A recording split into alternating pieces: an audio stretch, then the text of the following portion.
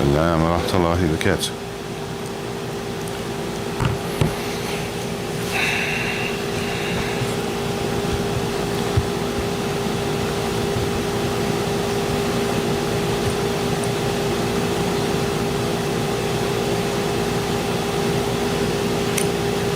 Prayed already? Yes.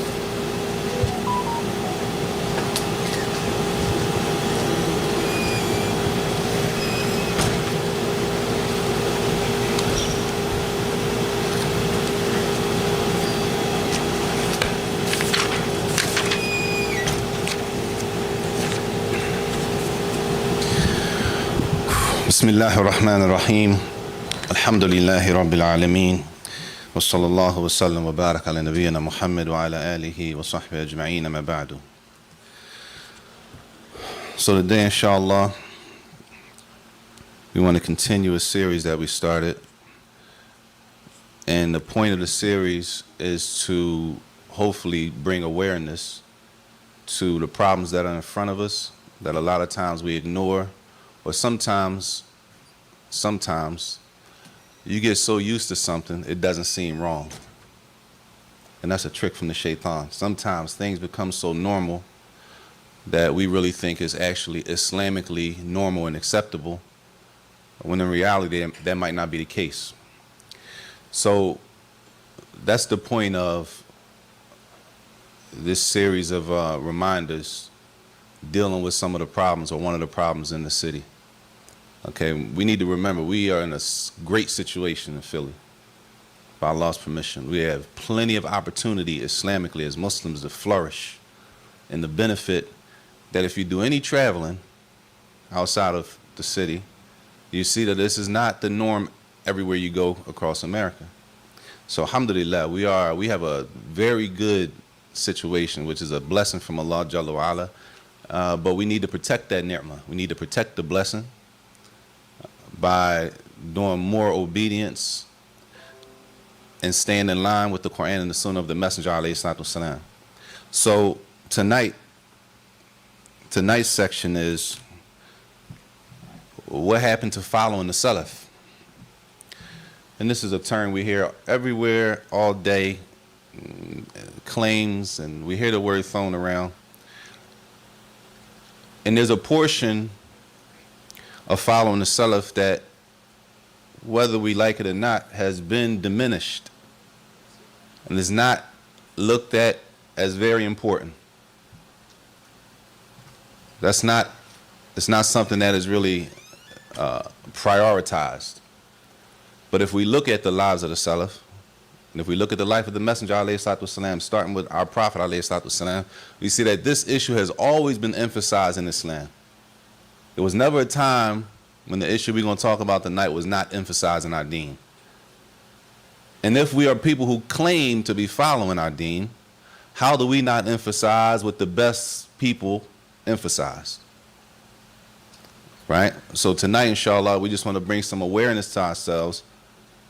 And a lot of what we're going to read tonight has to do with mentality, the way we look at deen, the way we approach our religion, the way we approach the deen.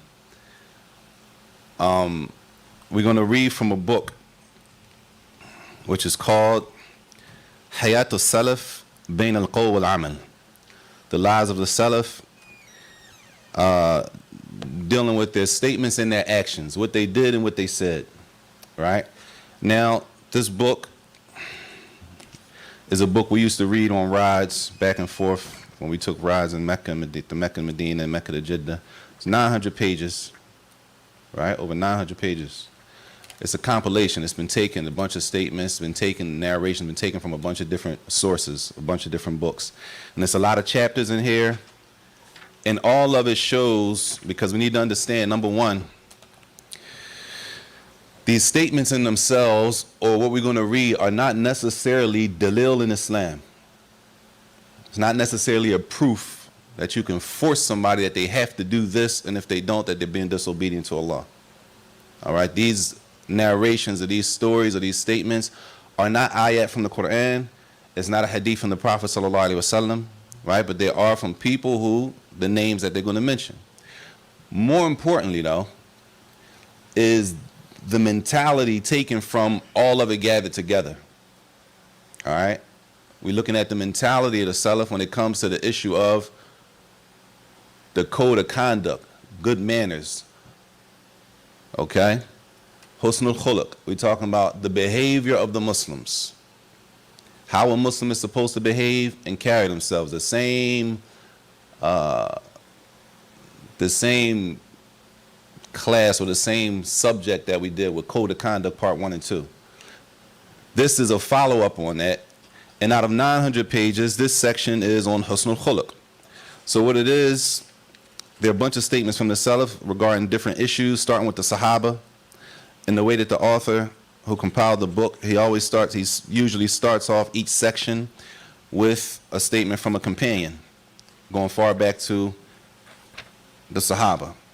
So this is the section on adab, or manners. But there's also a section on knowledge, al-ilm wal-ulama. There's also a section on al-amal bil-ilm, acting on the knowledge you have. There's a section on hal salaf ma'a walat al-umur, how the Salaf dealt with the Muslim rulers, right? Ulul himma, the Salaf, and they had high goals and aspirations. Sidq ma'allah, being truthful with Allah. Dhamm al-kasal, that they were people who did not, that being lazy was not something that was a praiseworthy trait.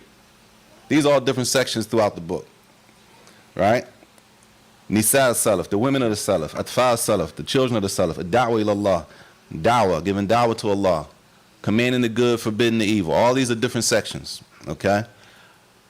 The worship of the Salaf, hal salaf ma'al Quran, how they were with the Quran. Inayat al-Salaf bil-qalb, the importance that the Salaf gave to the heart, protecting your heart. So all of these are sections, and of course, again, it's almost 1,000 pages, right? 900 pages. Being good to the parents and your relatives. The section we're looking at is the section on manners, adab, husnul khuluq.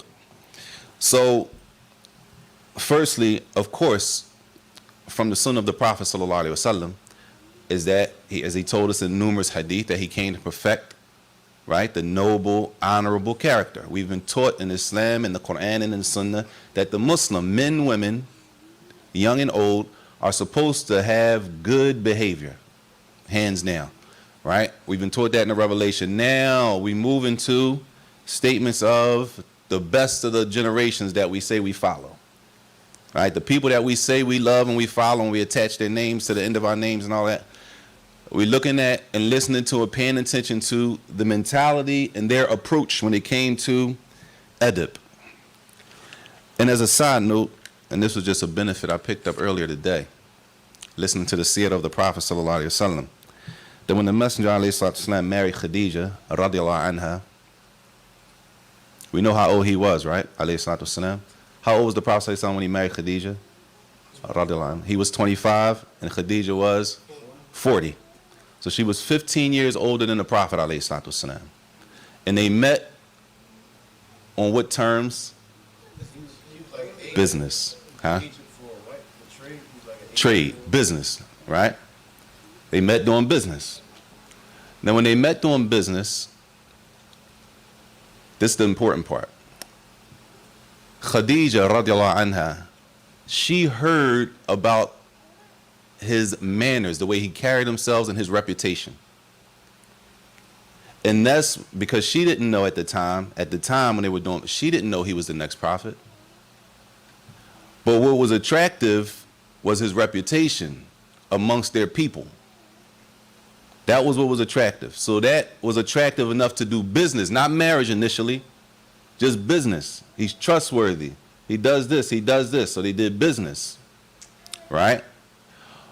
Once that business venture went on, Khadija radiallahu anha, she sent, if we can say in our terms, she sent a representative of her. Right? Anybody know the name of that representative? Anybody? Maysara. Maysara. She sent the representative on the business venture with the Prophet alayhi salatu wasalam. So throughout the trip, her representatives reports back to her once the trip is over. So he saw so many things good things, things to brag about. And he went back and told Khadija, radiallahu anha, about what he saw on the trip. Now remember, before this, there was no like major interaction between the Prophet ﷺ and Khadija. How did it come about that they even get into business together? Reputation. He's an upright, honorable, trustworthy, truthful. This is what everybody knew about him. Reputations in our deen are important. We can't follow the internet talk. There's a lot of internet slogans that go around. You can't judge me, whatever the latest one is, right? Allah knows what's in my heart. All these slogans that they put, and then we copy and paste them. We put them on our T-shirts and all that. And in reality, that may go against our deen. We have our own stuff, y'all. In lame terms, simple terms, we have our own way. We don't have to jump on the latest trendy thing that sounds decent, right? His reputation was so good, she wanted to do business with him. After that business venture, they said the barakah, the blessings of how much they made in that business venture was more than she ever made. And they said that that she wanted to marry him, right? The marriage came off of what initially? His reputation. Not you go in front of the sister and fraud. Nobody knows you. Then you go in front of them and you fake everything to get married. We supposed to be Muslim anyway. We supposed to be good Muslims before we get married, not when you get married you're going to get right. Well, since I'm trying to get married, let me tighten up, right? The problem is, more than likely, if that's not what you're used to doing, you're not going to be able to keep that up. We're not going to be able to keep it up if that's not what we're used to doing. So it says that she wanted to marry. She was interested in marrying the Prophet ﷺ. So she sent someone to offer, not offer like do the marriage right there, but as an offer that she wanted to marry him, and then it went from there. Does anybody know the person that was sent? It was a woman. They say it was a woman sent. Tayyib. Don't know her name? It's a famous name too. Allah, I don't know how authentic that part of the story is, but it's a famous name that a lot of the sisters have, huh? Huh? Yeah, Nafisa. A lot of sisters had the name Nafisa, and that was the name that they said was I forget her last name. They said that it was a woman named Nafisa that Khadija radiallahu anha sent to the Prophet sallallahu alaihi wasallam to let him know that she was interested in marrying him. Tayyib. Either way, the point of the story is that that marriage came about by reputation of how good and how well and how known he was for carrying himself in a good way. And this is the one we say we attach ourselves to, the Sunnah of the Prophet sallallahu alaihi wasallam. So it's nowhere, not in the Quran or the Sunnah, and as we're going to see, nowhere in the lives of the Salaf that we find that behavior was not important. We don't find that anywhere. So the question has to be, when we hear this, when we hear these narrations, we look at the Quran, the Sunnah, why do we now, many of us, not all of us, why do many of us, even if we don't say it, because actions speak louder than words, even if we don't say it, many of us, the way we behave is not an issue. That's not important. All we need to know, many of us, where does he pray or where does she pray? That's it. That's the gauge. Where do they pray? If they pray here, they must be on the haqq. They must be on the truth if they pray at this place. And if they don't pray there, they must not be on the truth. They must not be practicing Islam correctly. That's the gauge many, many people use. Where they pray. People trying to get married, where they pray? If he pray there, they must not be right. Right? Has nothing to do with, for real, what they believe. Nothing to do with their worship, nothing to do with their manners. Where do you pray? And then what they'll do is they'll attach, if they pray at this place, that means they must have good worship, and they must, all that's a must. It comes along with it. And to some people, it doesn't even matter. As long as you're with these people, then you're fine. Which is not. That's not from the way of revelation. What we have to do is be comfortable practicing our religion, our deen, no matter who it upsets, because some people may be angry. Some people are angry when you do the right thing. Right? Some people get angry when you do the right thing. You might lose friends for doing the right thing. But that shouldn't stop us from doing what is pleasing to Allah Jalla wa Ala. So first, number one, this is the section of Adab, and the book is called Hayat al-Salaf, Bain al-Qawl wal-Amal. The lives of the Salaf, looking at their statements, what they said and what they did. Now, we're looking at how they approached it, because it's possible that we hear some things that you say in your mind, well, what about the hadith that says you shouldn't do that? It's possible. Now, this is the next question. Are the Salaf, in general, free from making a mistake? Is it possible that some of the Imams of the Salaf can make a mistake? They can be wrong? Is it possible they can go against a hadith of the Prophet sallallahu alaihi wasallam? Huh? It's possible. They're not perfect, right? They're not perfect people. But we know when they all agree on something, when it's ijma' salaf, when it's consensus, it's total agreement of the salaf, now we're talking about dalil in Islam. Consensus, ijma', that's dalil, right? But you're going to find it's consistent. The theme in this chapter is consistent. And it's the mentality and the approach, and that's what we had to correct. What we do is we correct the look. So if a person wasn't a Muslim yesterday, man or woman, first thing they do is go buy clothes. Right? That's the most important thing. You got to look like a Muslim. That's number one. Right? That's the most important thing to us, many of us. So we go by the look. We get to look all the way down to a T. And in reality, we don't know our left from our right when it comes to our deen. We don't know anything, but we look in the part. Right? But we have to get past that part and look at the mentality. It's a way of approaching, it's a way of thinking. And that's what this chapter is for, inshallah. طيب. The first one says, قال علي بن أبي طالب رضي الله عنه من لانت كلمته وجبت محبته. We know Ali ibn Abi Talib, right? Ali ibn Abi Talib. What's special about Ali ibn Abi Talib? Is the cousin of the Messenger, alayhi salatu wasalam? Huh?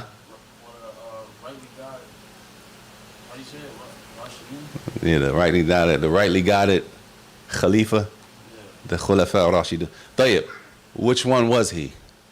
What number? 4. Which is important to know that when the Prophet ﷺ died, alayhi salatu wasalam, right? This is important to understand. We say the 4 Khalifas, the 4 rightly guided. What does that mean? When the Prophet ﷺ died, Abu Bakr took over. He was in charge of all of the Muslim world. All of the Muslim world are under the rule of Abu Bakr as-Siddiq, radiallahu anhu. When he died, then who took over? Omar. He's the second. That means everybody is under his rule. He's in charge of the Muslim world, not just a country. Okay, when Omar dies, who took over? Uthman, right? All of them. They were everybody. All of the Muslims in the world are under their rule. And then when he died, Ali ibn Abi Talib took over, right? So he's the 4th from the Khulafa, the 4 Khalifas. He said that whoever has soft, gentle, nice speech, that's going to necessitate that the people love him. It's going to necessitate. It's going to make the people love him. Why is this even important? Because some of us have this idea that if I'm on the Sunnah, I have to be mean. Like if the Sunni, the practicing Sunni is supposed to be this mad, angry, stern person. Right?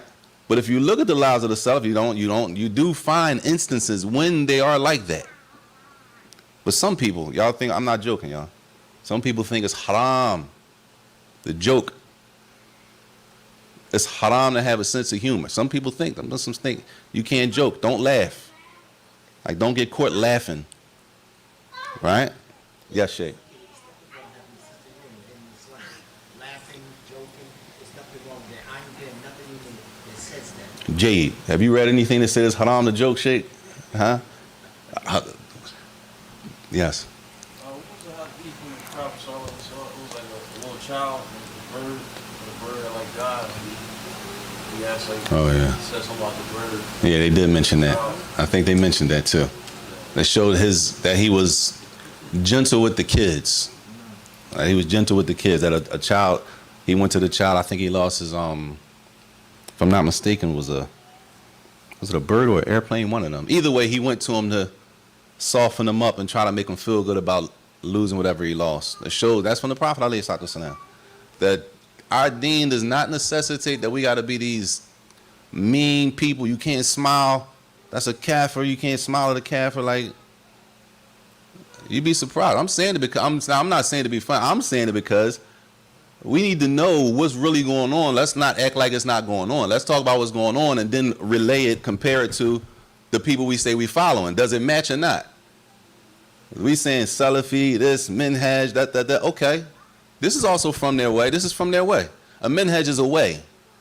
So they have a way in Aqidah, right? They have a way when it comes to worship. They have a way when it comes to adab, how they behave. This is a way. You can't just pick two and leave one, or pick one and leave the other two. It's not, I can say that. It's not like that. You can't pick and choose. This is deen, right? So now we're going to look at the mentality. Tayyib. Softness in the way you talk to people, or talking to people, if we could say, with respect. Talking to people nicely, right? As Ali radiallahu anhu said, is going to necessitate that the people love you and kind of like, lean towards you, right? And it's important for us because we're not the majority of the people. We're the Muslims. We're not the majority. We don't live in the country. We're the majority. We're the minority. So people are always looking at us. They want to know, why are our women fully covered in the middle of the summer? It's a good question, all right? Why do y'all dress like that? Why do y'all keep praying? Why do y'all stop? Why? They got a lot of questions. How? Why would somebody want to come ask you a question if you never smile? What's the problem? The Muslim, as the Prophet ﷺ said, is always in a good condition. The condition of the Muslim is always good. Always, as the Prophet ﷺ said. Either one or two things are going to happen. Either he's being tested with something, they're going through something, and they're patient for being patient. Even if we're going through some hardship, right? The Prophet ﷺ said, and we're patient, right? We deal with it. We don't jump out the jet and do something displeasing to Allah, right? That there's a reward in being patient and holding down. And if we have something that we enjoy, and Allah bless us with something, that we're thankful. And when we're thankful, that's also a type of worship, so it's a reward from Allah. So either way, how we walk around always mad and angry? See, I'm not mad, that's just how I look. At some point, I think you got to smile. Some point, it's okay to smile. Nobody going to try to take you for bad. Nobody going to run your pockets if you smile at it. Huh, Shay?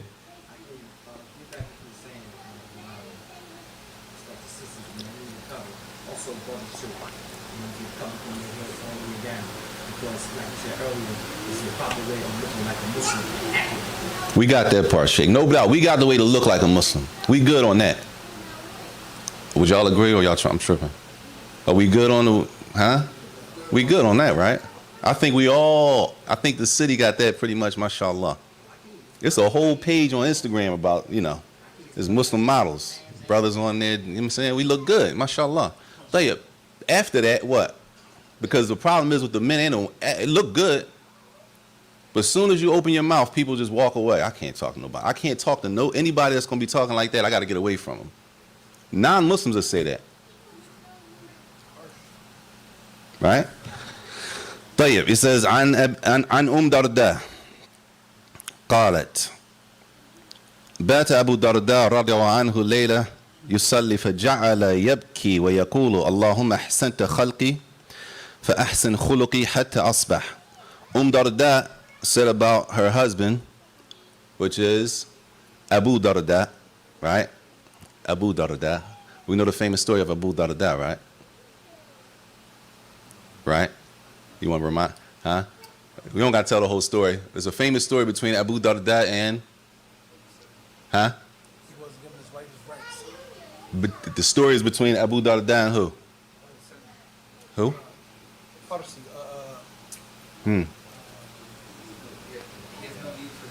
Yeah, that's the hadith.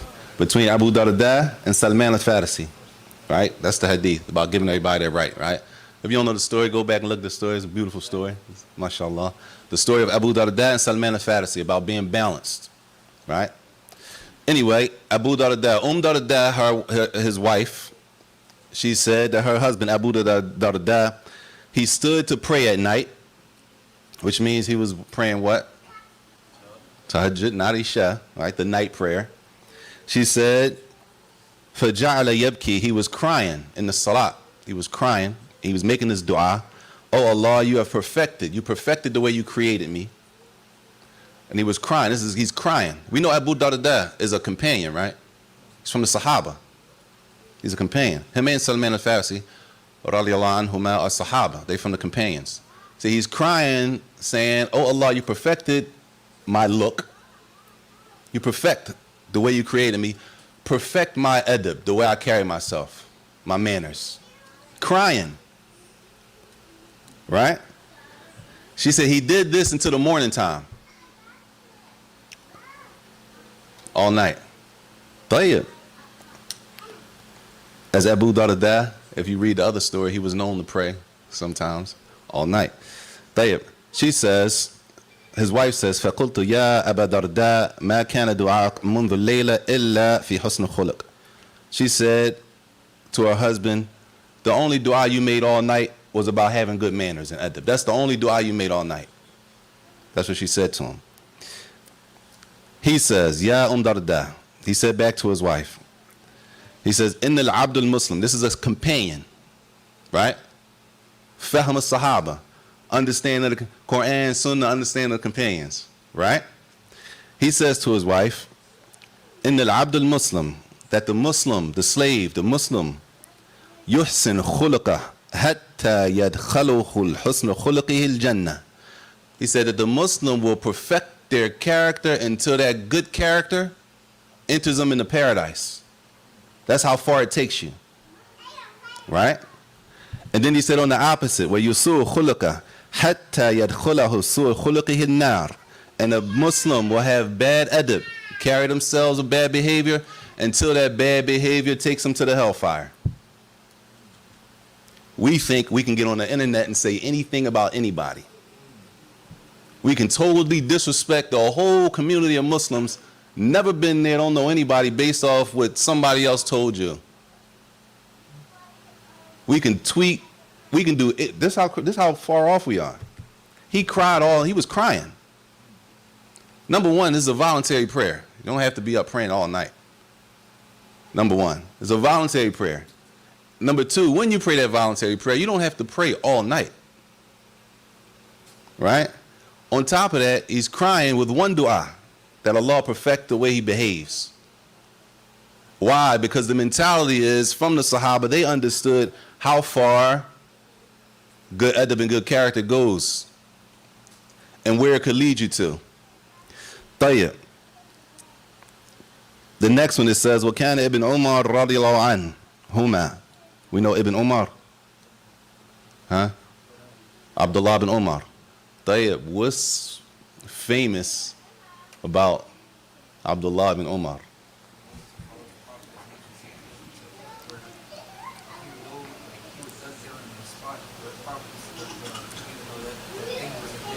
He tried to do everything exactly how the Prophet ﷺ did it. If the Prophet ﷺ put his footstep right there, he wanted to put his foot there. But what's more important than that, though, about Abdullah ibn Umar? Most important thing, huh?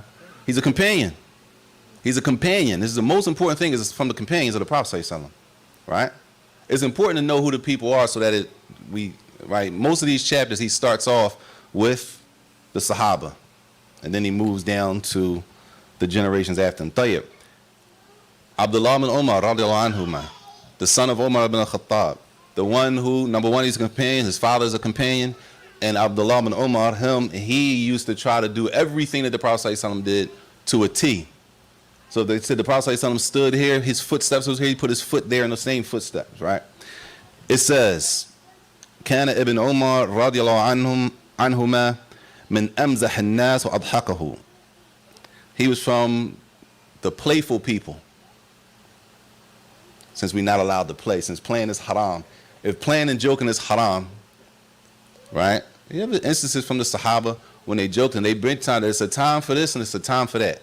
And if you go back to the time of the Prophet ﷺ, did the Prophet ﷺ ever joke? Huh? Joked, he smiled. He didn't, of course, y'all, joking, the Muslims, we don't lie when we joke. Joking doesn't mean we can lie. And then say, no, I was just joking. Nah. All right? The Muslim is always truthful, even in the joke. Even if you're joking, that you don't lie in the joke to make somebody laugh. Right? Because there's another hadith about that. All right? About lying intentionally to make people laugh. طيب. It says, وعن قتادة قال سئل ابن عمر رضي الله عنهما. It said, Qatada said, Ibn Umar, Abdullah ibn Umar was asked, somebody asked him, هل كان أصحاب النبي صلى الله عليه وسلم يضحكون? Did the companions of the Prophet صلى الله عليه وسلم, did they used to laugh? Did they laugh and have fun? Right? He says, قال نعم. Yes. These are who? But who we talking about? We talking about the best of the ummah. The best of the ummah. He says, نعم. And he said, وَالْإِيمَانِ فِي قُلُوبِهِمْ أَعْظَمْ مِنَ الْجِبَالِ. And the iman, the faith that they had in their heart, was greater than the size of mountains. Iman doesn't mean you hard and you just this brick wall. No matter what they told us out there on the street. They taught us out there that we got to be what? Hard as nails.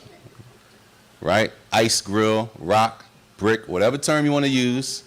That's what it taught us. That's what the street told us. But now we don't let that override revelation. We don't let that override what we've been taught in the Quran and the Sunnah of the Prophet sallallahu alaihi wasallam. Right? These are the best generation. طيب.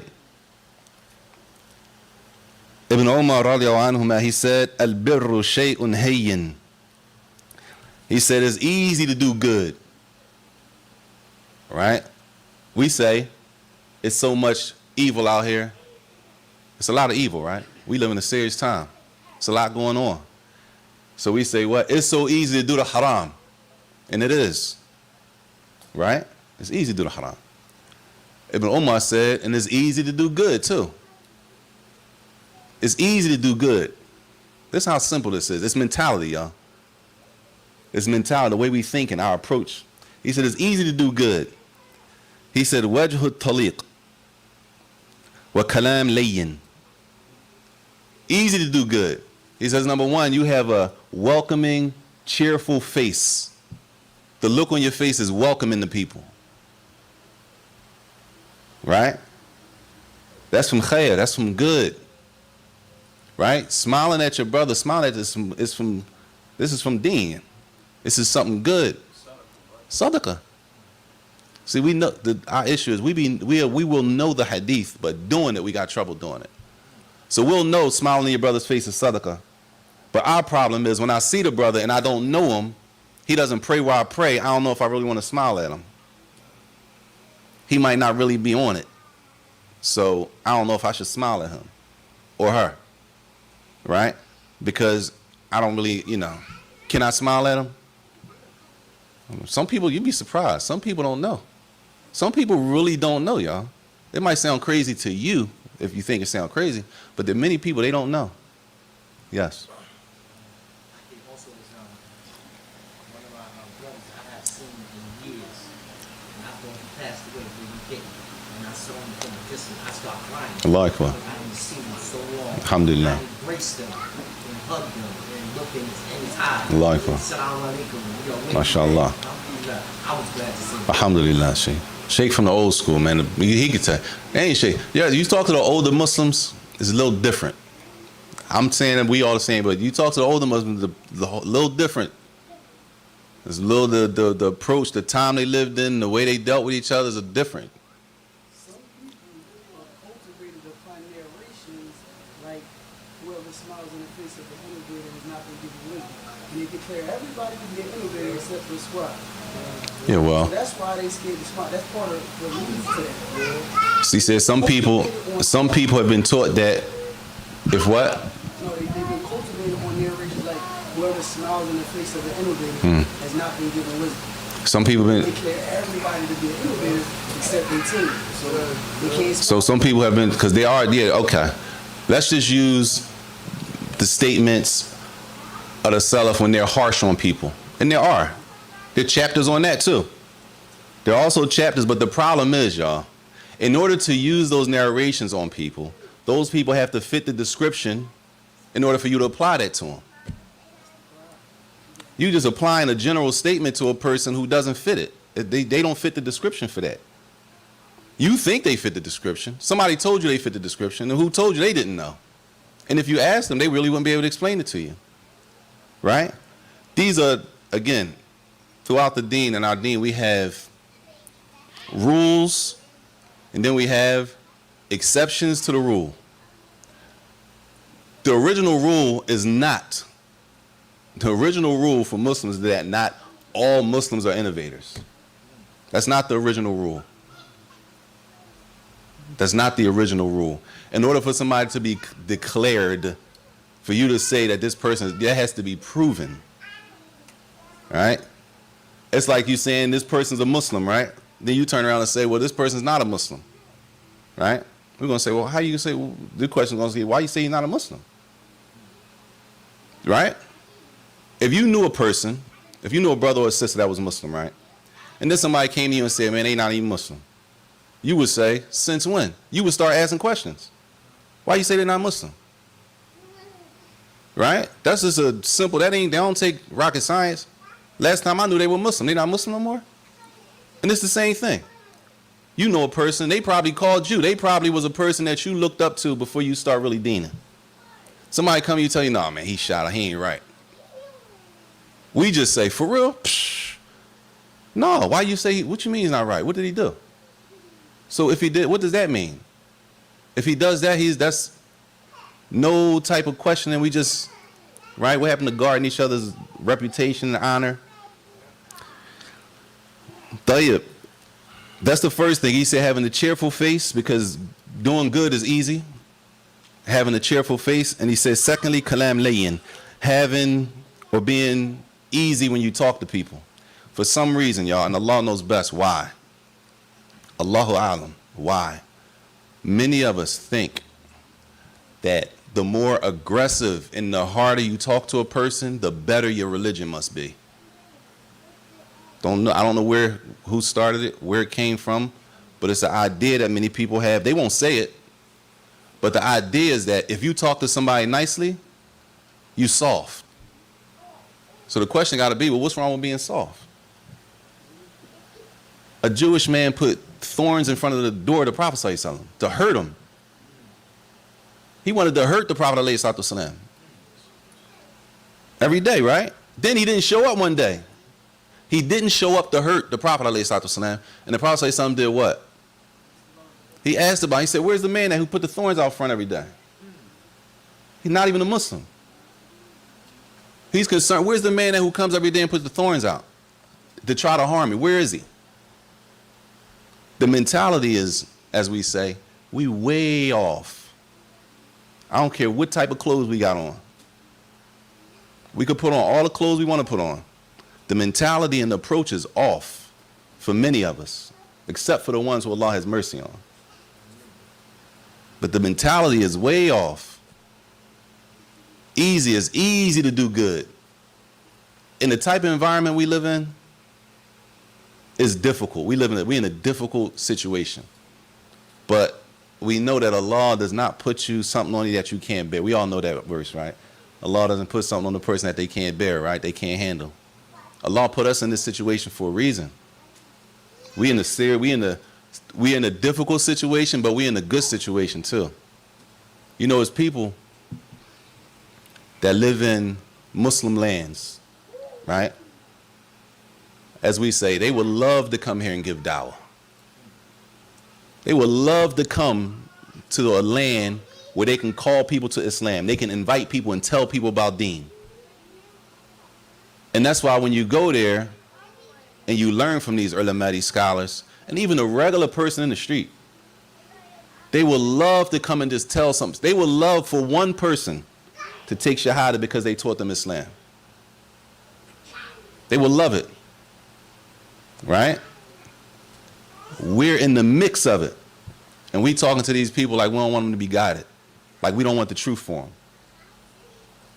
And the people who are Muslim already, we sometimes, it's so bad, sometimes we treat them even worse. Allah forgive us and make us better. I mean, it's plenty of good to do. If we're smiling at each other, that's from khayr. Because some worship is difficult on people. Everybody's not able to stand all night. Everybody's not able to fast every other day. Right? But there are other things to do. The other things to do, easy things. And that's why I said those two things. Having a cheerful face, smiling at a person, and having or speaking to people with, what's a good word? No doubt respect. But being soft and easy when you talk to people. With good manners. Talking to people without the aggression. Sometimes we talk to people aggressive. Like, who wants to, why would you think? It's crazy. Like, why would you think somebody... Being a man of steel and velvet. You got to be able to play both sides. Some of us think something wrong with that. Some of us think it's wrong. Like, as in Islam, you're not allowed to be nice. It's like when I go back to the shop, someone from Juma, they always ask me, what are you talking about? Every time I go back. So I got to make sure I got more point. Yeah. You know, I might think a little now, but I better wake up real quick. They want to know, what did he say? Likewise. You know, they want to know. Likewise. Like some of us think that we're not supposed to be nice to people. I'm not saying this y'all just as a joke. I'm serious. I personally have the opportunity to talk to a lot of people. You'd be surprised what people think and what Muslims. You'd be surprised the ideas in a Muslim. I thought, oh, you could do that? Right? You'd be surprised. Based on what they heard. Based on they just don't know. I thought we do it like this. I thought so a lot of times, I just thought that's how we're supposed to do it. Did somebody tell you that? I mean, I probably heard it somewhere that just don't know. طيب. It says, عن أبي هريرة رضي الله عنه أنه كان يقول من لم يرى أن كلامه من عمله وأن خلقه من دينه هلك وهو لا يشعر. We know Abu Hurairah, right? Huh? The father of the kitten. What's special about Abu Hurairah? He's a companion, number one. Yeah. Narrated the most hadith from the Prophet sallallahu alaihi wasallam. Right? So we know who we're talking about. Tayyib. It says he used to say, whoever doesn't consider that what they say is a part of their actions, they don't consider their speech, what you say, don't consider what they said from their deeds. That's not from, I just said that, like, that's not going to count as an action that they did. He said two things that a person is going to be destroyed and they don't even know they're being destroyed from doing two things. He said the first thing, the person speaking, they don't consider what they say to be from their deeds, their actions. He said this person is going to be destroyed and they don't even know it. They won't even know that they're destroying themselves. That's the first person. He said the second person, the person who does not know or they do not see that their adab, the way they behave, is from their religion. Whoever doesn't know, they don't see that adab is from deen, they're going to be destroyed and they won't even know it. How deep would it say, like, you don't have something where they say, like, you don't have no dad, you can't have no iman without, Yeah, it's I ain't trying to be funny. I'm not trying to be funny. It's tons of hadith, statements of the Messenger sallallahu alaihi wasallam about behavior and how to behave. It's tons of them. It's books just on that by itself. The issue is not the information being there. The issue is doing like acting on it. That's the issue that we have. We have the problem we having is acting on the knowledge. Because many of us, I'm pretty sure all of us know a hadith right now that we know just off the top that has to do with having good adab and good behavior, right? But acting on it, the men and the women. And sometimes it's a little more difficult or it's a little more noticeable for the sisters because a brother might go outside with some jeans and a t-shirt on. He might not necessarily automatically represent Islam in the way he looks. A person might have to find out. Oh, I didn't know he was Muslim. But our women, our sisters are covered. Nobody walks around like that except us. So when they act crazy in the street, they can't hide it. They going through with the husband in the house, y'all running outside, y'all arguing, y'all run outside, not the sisters, the men and them. You run outside in the middle of the street. All the neighbors looking at us. At that point, guess what? We don't even care about how we represent Deen. And that's not even the issue. The issue is whatever y'all was arguing about in the house. And whether he threw you out in the street or you ran out there, either way, nobody cares about the Deen, that they're representing the Deen at that point. Right? Allah forgive us and make us better. I mean, he said that whoever doesn't see that their adab, their behavior is from their Deen, they're going to be destroyed and they won't even know it. Allah protect us. I'm sorry. Jazakallah khair. So those are the two. Whoever doesn't consider what they said to be from their deeds, now imagine how much we done said to people, y'all. Imagine how much we done copied and paste, typed on the internet, talking about people just in passing. Because, you know, we just say stuff about people just like, you know. Because that's what we used to. That's where we come from. We come from sitting on a step, and as people walk by, we just talk about them. Right? As people walk by the street, we talk about them. And if there's nobody walking by the street, we turn around and look at each other and talk about each other. That's where we come from, right? Which one? Whoever doesn't consider what they say, they don't think what they say is from their actual deeds, they're going to be destroyed without even knowing. They don't even know they're destroying themselves. And whoever doesn't consider adab, behavior, manners to be from the Deen, also, a halakha, they're going to be destroyed without even knowing. So we come from talking about people.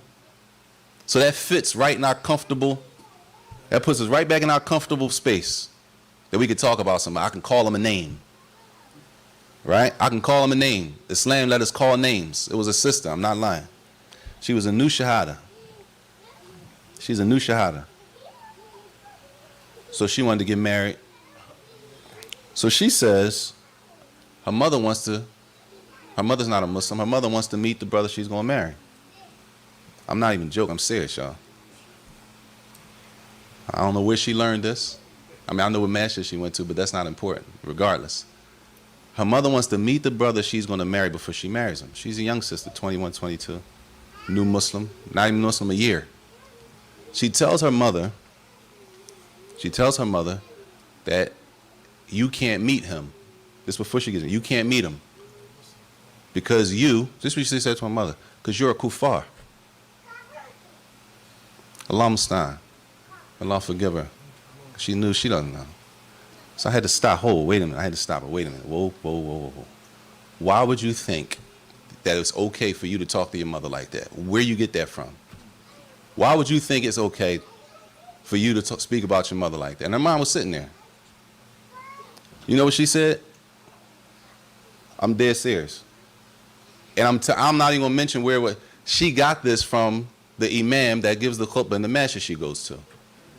Because this is what she said. I said, why would you do it? Why would you think that's okay? She said, we don't do that. I said, do what? Do what? We don't do what? We don't do what? We don't like call people out their name, call people. You think it's okay as a Muslim? You think that's okay? And she referenced the imam at the masjid. She goes to Jummah. He does it in the khutbah. So she thinks, she's a new Muslim, she don't know no better. She thinks it's okay. She didn't know. She says, that's what she said. We don't do that? We're not supposed to do that? We don't do that? I said, do what? Call people out their name? If we was in the street, you wouldn't call nobody out their name like that unless you're ready to rumble. So, but you can call your mother out her name? How that make sense? Our deen, no, we're not authorized to disrespect our parents at no given time, whether they Muslim or not. Right? So people believe things they don't know. So you'd be surprised by how far it can go and how far good adab and manners can go. Because sometimes, no matter how much we think we know what we don't think we know, you may know something that the person sitting next to you, they don't know. You may have some information that they can benefit from. They might not know that. And if you can't even have a rapport with people, talking people nicely, smile at them, talk, you can't give anybody any information. You can't get no dawah like that. Nobody's taking that. He always mad. I know he ain't talking to me. He barely gives me salams when I walk. He barely looks at me when I walk past him. Now you want to tell me something? You know how we are. He won't even look at me when I walk by him. Now you got the nerve to want to correct me about my salat. And that's where it takes us. It takes us to that type of approach. طيب. It says, عن عطاء رضي الله عنه في قوله تعالى. Atta said about, and this is Surah Al-Baqarah, ayah 83. Allah said, وَقُولُوا لِلنَّاسِ حُسْنًا. Allah said, and speak nicely or say something good to the people. Right? Say something good to the people. Which people, y'all? All of them? Or just the Muslims? Huh? Or just the Sunni Muslims? Or just the Salafi? Only say good stuff to the Salafi. What does the verse mean? Huh? Atta. We know who Atta is? Do we know who Atta is? These are people of tafsir, ulama of tafsir, people who explain the Quran. He said, قَالَ لِلنَّاسِ كُلُّهُمْ, to all of the people. You say you speak good to everybody. Right? He went further, he said, al-mushrik wa ghayruhu. You speak good to the one who worships other than Allah, right? And anybody else. Not just the Muslim speak good to the Muslim, you speak good to everybody, according to the verse. According to what Allah said. I don't know what the Shaykh, according to what Allah said, right? In Surah Al-Baqarah, verse 83, speak good to the people. Say something nice. Yes. What about the Nation of Islam, brother, when they give you salam? Should we salam them back? He said, what about the Nation of Islam brothers when they give you salam? Should we salam them back? Since you said that, let's see what Ibn Abbas radiallahu anhuma says about that. Number one, why are you asking that question, Sheikh? They come to the barbershop. They come to the barbershop. Number, why are we talking about giving them salams, though, specifically? I want to be rightly guided. Well, what's the problem with them? They're not on the minhaj, but we take Are they even Muslims? They're not Muslims. Okay, so now the question is, if a non-Muslim gives you salams, that's the question. It don't matter if the Nation of Islam, a Christian, a non-Muslim gives you salams.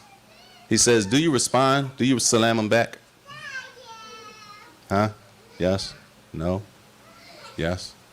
Sheikh says no. Let's say you for sure. You sure they not Muslim? Huh? Well, let's see what Ibn Abbas says about it. We know who Ibn Abbas is, right?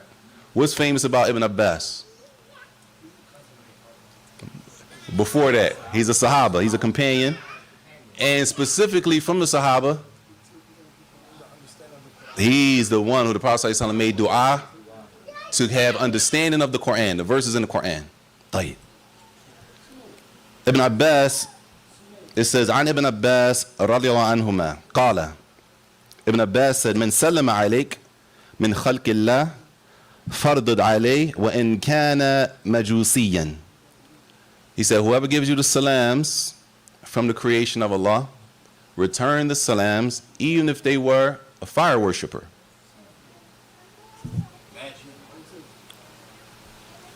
He said, ذلك لأن الله يستدل. He's bringing dalil. You ready? He said, that's because Allah said, is in Surah An-Nisa, verse 86. Now, Ibn Abbas is giving a dalil about what he just said. He's a companion bringing dalil. Because, you know, if we ask each other for dalil, we get offended. We supposed to take what you saying just because me and you thorough, or we all right, or you've been around, you've been Muslim longer than me. So whatever you say, I'm supposed to take it.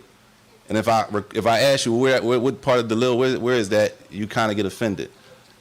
Ibn Abbas says, based on the verse in Surah An-Nisa, verse 86, Allah said, وَإِذَا حُيِّيتُمْ بِتَحِيَّةٍ فَحَيُّوا بِأَحْسَنَ مِنْهَا أَوْ رُدُّوهَا. Oh, nah, they need the mic. They want the mic. Allah said, and if you are greeted with a greeting, then return the greeting with something that is better than what that was given to you, or at least what they said to you. Now, a lot of people take the hadith when the woman didn't give the salams. We talking about somebody who says the salams, assalamu alaikum. We're not talking about somebody who says, death be upon you. We're not talking about those people. We're talking about the person who comes and says, assalamu alaikum. Right? That's what this is referring to. It's not referring to the person in the hadith when they said to the Prophet ﷺ, when Aisha radiallahu anha was there and they said, death be upon you. We're not talking about that. We're talking about a person comes, they're not Muslim, they say, assalamu alaikum. As Ibn Abbas said, if somebody, he used the verse that you return it was equal or better. Yes. Keep a lot of Islam, always Islam, not Islam back. You know, this is the etiquette of respect. They give you respect, not Islam, because they respect you, they know who you are. They know you're Muslim. So I'll give you that. Well now we know why we can do that. Surah An-Nisa, right? Surah An-Nisa, verse 86 is the verse that Ibn Abbas radiallahu anhu used. طيب. It says, وقال إكرمة رحمه الله لكل شيء أساس وأساس الإسلام الخلق الحسن. He said, everything has foundations or pillars, right? And those foundations, those pillars of Islam is good adab. The best adab, because we know manners are broken down into different categories. We have our adab with Allah, and then we have our adab with human beings, right? We have our manners, as they say, our manners, if we can say our manners with Allah, right? And then we have our manners with each other, people, right? So from deen is that, number one, that we have, that our manners with Allah are in tip-top condition, that we only worship in Allah, tawheed, no shirk, right? That we're obeying Allah, staying away from what He said we have to stay away from. Being obedient, staying away from the haram, that's from adab ma Allah. That's from a person's good manners with their Lord. And then we have the adab that we have between us. Nowhere, and this, honestly, I didn't even read every single. If we read the whole chapter, we wouldn't make it through. And the theme is consistent. It's nowhere where we are encouraged in general, to just be aggressive, mean people. The narrations when the Salaf are being aggressive, they have a reason for that. They have a reason.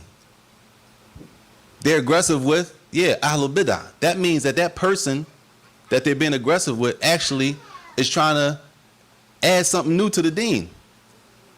Or they're trying to take something away from the religion. They actually have a reason to be aggressive with this person. Right? They have a reason. If before we even can go that far, we do know there is a procedure before a person reaches that level, right? Of being an innovator. There's steps. You can't wake up tomorrow and then you see a brother since he cut his beard. Brother cut his beard. Oh man, he on bid'ah. Soon as she got, or even one, the sister stops covering. If a woman stops covering, if she stops covering, does that equal she's not Muslim? Huh? If a woman does not cover properly, she doesn't cover. She's covering today, tomorrow she's not covering. Does that mean she's a kafir now? She's not a Muslim anymore? Is that a sin? It's definitely a sin. Does every sin that you commit, every sin that we do, does that mean a person commits a sin, they're not Muslim every time? Like, it doesn't work like that. Right? It doesn't work like that. You can't just write them off like that. Now, no doubt, it's a sin. No doubt, it's something that's hated. It's not something that's pleasing to Allah. It's not something that we like to see, right? But we got to be careful that we let our emotions carry us to say something or do something that goes against what Allah and His Messenger sallallahu alaihi wasallam said, or we're taught in the Sunnah of the Prophet sallallahu alaihi wasallam. We got to be careful. The fact that the sister uncovered, we hate it. It's not cool. It's emotional. We emotionally attached to that. But to say she's not Muslim anymore based on what? Because she's committing a sin. The brother cut his beard. He's not Muslim anymore? Right? He's not? He's not Muslim? Did you say he's not Muslim? Oh, all right. Maybe, huh? Let's just say, Sheikh, let's say, whatever he's going, because what we hear, our statements during our time is, I'm going through something. So I'm going through something to many people means, this is why I uncovered. This is why I stopped praying. This is why I cut my beard. This is why I'm not doing what I'm going through something, right? And I'm not saying that's okay. What I'm saying is, if that's the case, if that is the case, does it automatically mean when a person commits a sin that they're not Muslim anymore? That's the question. They still, depending on what the sin is. We got to look, everything's detailed. See, we used to saying, yes, no, duh. Just like that. A question come up, no. Yeah, quick. But the people we love, the people we say we follow, when the question came to them, what did they do? Huh? They will listen to the situation. When the question came to the Sahaba, what did they do? Many of them. No, that's the staple. That's the good answer. Quran with Sunnah. That's the safe answer. Quran with Sunnah. No doubt, they the Sahaba. What are those narrations? Because this is all, we need to know these narrations. They came and asked the companion question, what would he or she do? Now pay attention, y'all. Because right now, we live in a time, if somebody come ask a question, we got the answer. Time out. Right now, the time we live in, if somebody come ask a question, this the Sheikh right here. Sheikh, I'm sorry. I apologize. This the Sheikh. Somebody come ask a question, they won't even look at Sheikh. They got the answer right now, hands down. With all 100% sure nothing. Sheikh, I'm sorry. I apologize. But what year did you graduate Medina? I'm sorry. I'm sorry, Sheikh. I apologize. I don't want to do that, but we have to know who's who, number one. We have to respect knowledge, number two. We have to respect our elders, number three. This is from our deen. Because somebody asked a question, Sheikh graduated, y'all, many of us weren't even Muslim. Weren't even Muslim. Somebody come ask a question, and it'll be people there more knowledgeable than us, and we got the answer with all 100% surety. Clear, like, no, ready to argue, right? But what about the Sahaba? Somebody asked them a question, what did they do? They passed it to the person next to him. Ask him. What about that? All right, that's from, is that from the Salafi way? The Sahaba, way of the Sahaba? They ask you a question, ask him. Assuming you know, see, the next problem is you don't know who knows what. We so scared to let our card out. We don't want people to know what we know and what we don't know, so we really don't know who knows what sitting in front of us. Right? He said, we'll pass it around. The next person, no, ask him. It would go around until it came back to the first person. They come ask us, I got it right here. I got the screenshot. Oh, no. So, but Sheikh, it's a little, the early man, no, it's right here. All right. Right? I'm sorry, yes.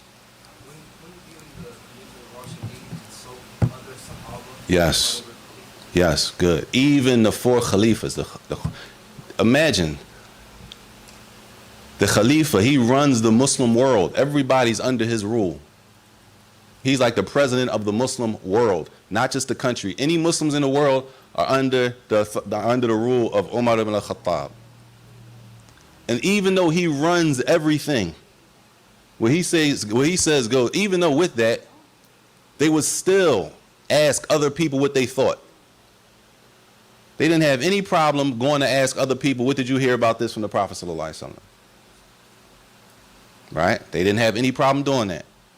And these are you talking about the leader of the Muslim, Amir al-Mu'mineen. I'm sorry, you said something, Sheikh? What is the hadith of when the Prophet said something, he captured a man, he had him tied to the masjid for like 3 days. Oh, yeah. And he used to always go to him. You know, he done killed many Muslims. You know what I mean? He was one of the leaders of the pagan. Umama, right? He went to him and said, you know, what's your condition? He treated him so much good with so much respect that when he left, he went to go make wudu. He came back to embrace Islam. Allah He Akbar. said, I hated you, but how you treat me, you were the most beloved face I saw. What about that hadith? The man that was trying to harm the Muslim, they tied him. They tied him in the masjid. They tied him up to a pillar in the masjid. He wasn't Muslim during the time of the Prophet ﷺ. What about that hadith? Being nice. This is a person who's so dangerous, we have to tie him up so he don't hurt nobody. Right? Killed Muslims. We have to tie him, we caught him. Now we got to tie him to a pole in the masjid so he don't kill anybody else for days. And the Prophet ﷺ was so nice to him.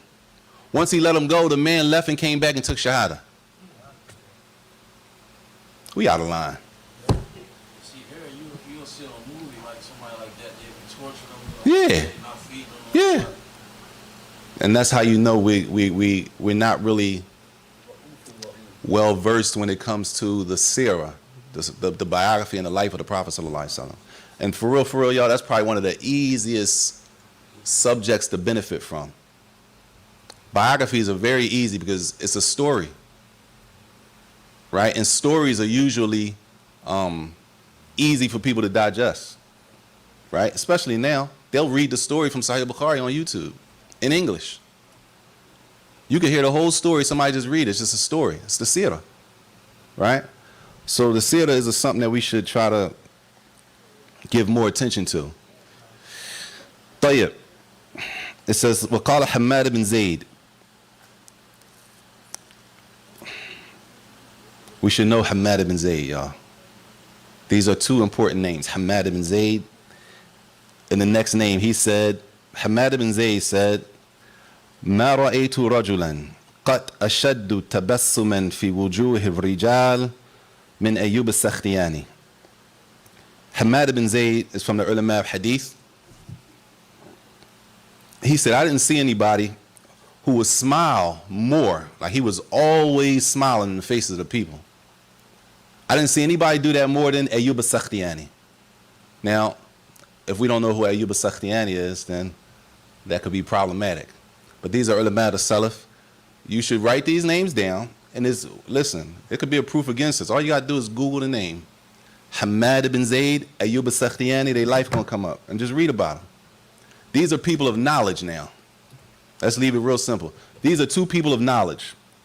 That the people of knowledge in our locality, in our area, they're not supposed to be, as we say, mean, standoff.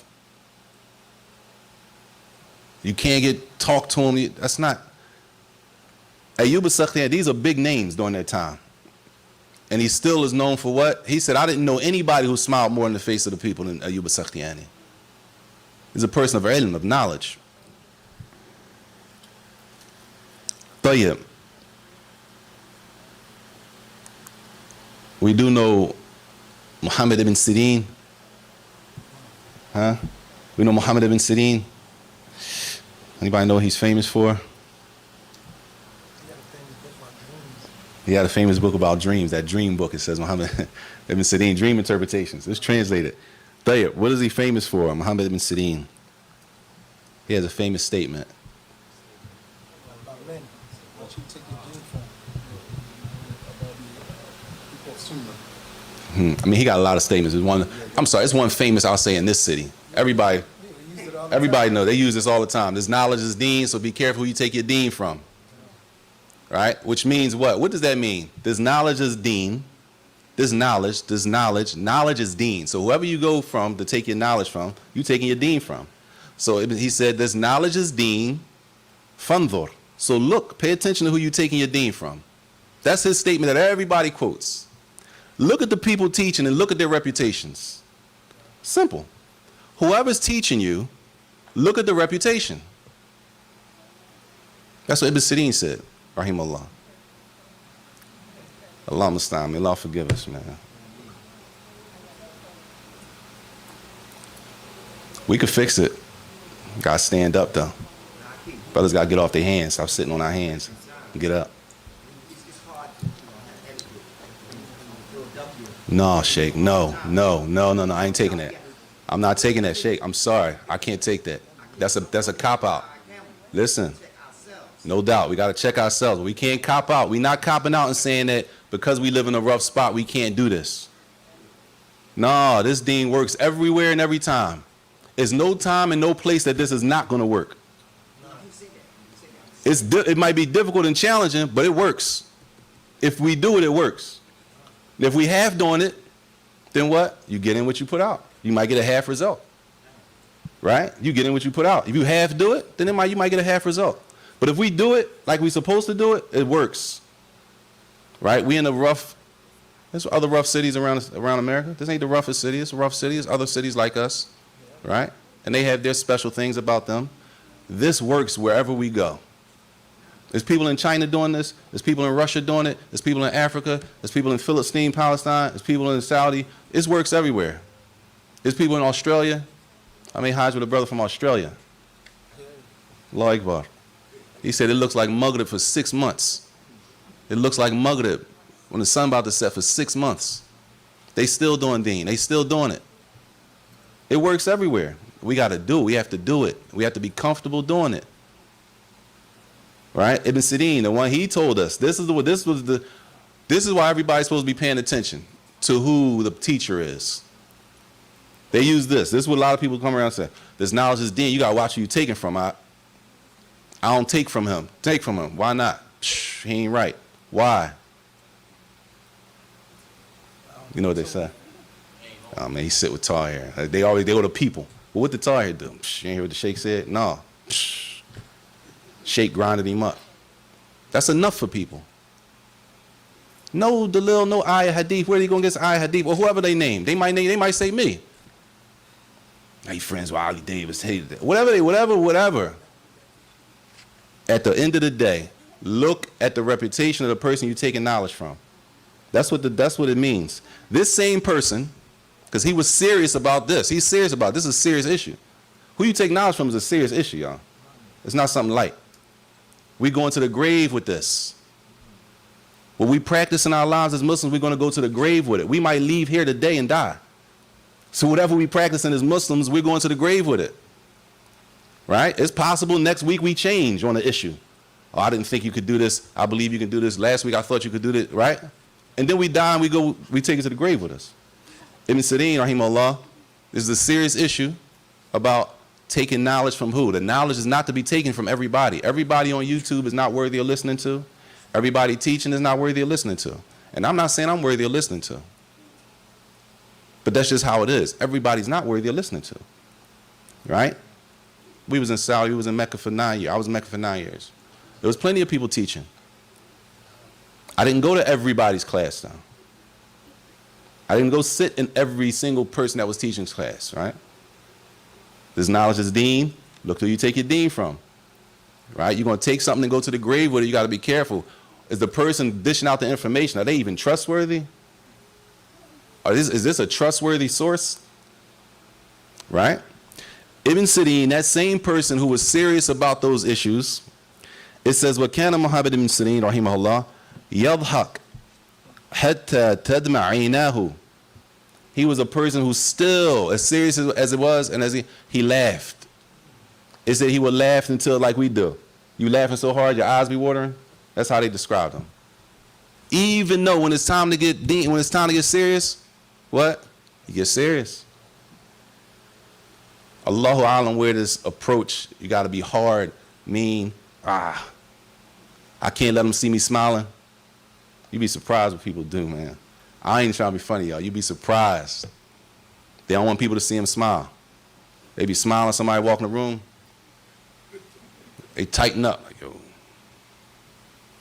They leave. Allah musta'an. Allah musta'an.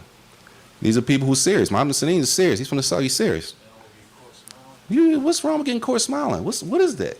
What's wrong with being caught smiling? The Prophet said something. They say he smiled until when? You can see his that's a big smile. Our Prophet sallallahu alaihi wasallam. Yes.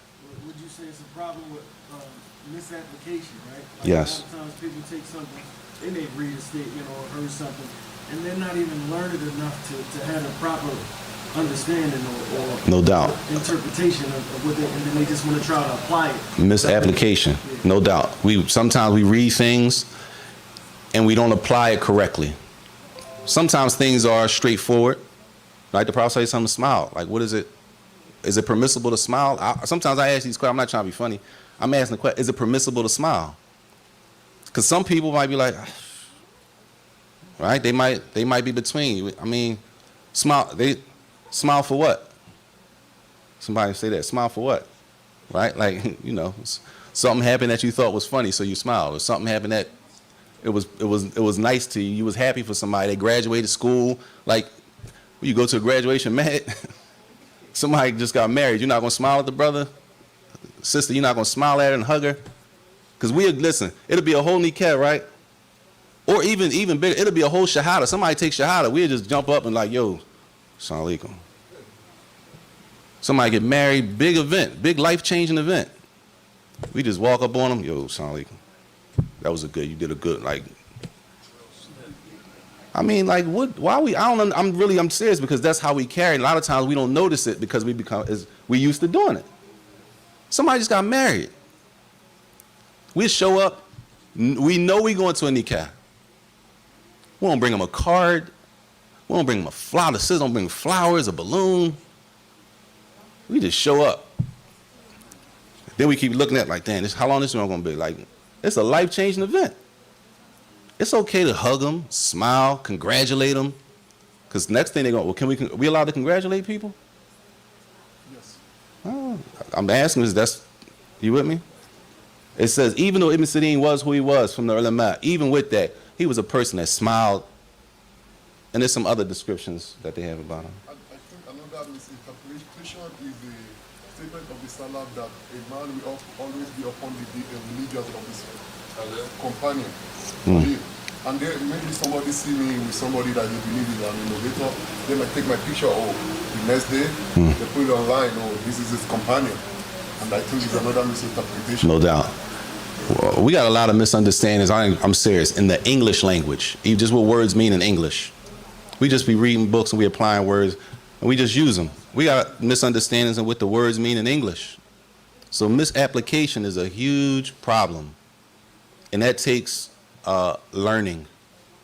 You have to learn how to apply. Some things have to be learned how to apply it. Some things are general, and some things have to be learned. How do you apply this? That's just like when you read, like Jen went to the other side of the street, and some people might read that and just run with that. Like, I gotta be like that. I gotta be hard like Omar. Yeah, but what about Omar, the stories when he was soft? What about the stories of Omar? Even though as hard as Omar was, or radiallahu anhu, as serious, I'm not saying hard, as serious as Omar was, radiallahu anhu, what about the stories when he was soft and gentle with people? Why we can't bring those? Yeah, we know the story about that the shaitan went to the other side of the street when he came down, okay. And how his stature, he was big, and he looked like, when he was walking, it looked like he was riding. But what about the stories when he's soft? Do we know any stories when Omar was soft? Yes. Huh?